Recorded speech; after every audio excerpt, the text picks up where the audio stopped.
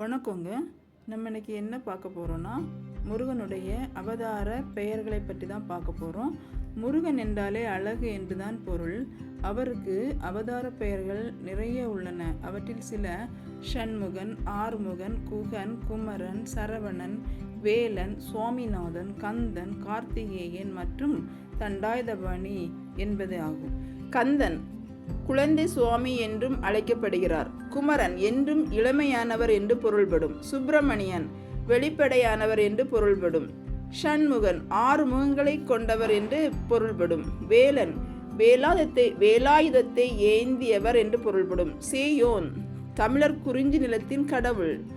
சரவணபவன் சரவண பொய்கையில் பிறந்தவர் என்று பொருள்படும். தண்டபாணி தண்டத்தை கோலை ஏந்தியதால் தண்டபாணி என்று பெயர் பெற்றார். குகன் மலை குகைகளில் கோயில் கொண்டதால் இப்பெயர் பெற்றார். செந்தில் வெற்றி பெற்றவன் என்று பொருளை குறிக்கும். சுவாமிநாதன் தந்தையான சிவபெருமானுக்கே பிரணவ மந்திரத்தை உபதேசம் செய்ததால் சுவாமிநாதன் என்று அழைக்கப்படுகிறார்.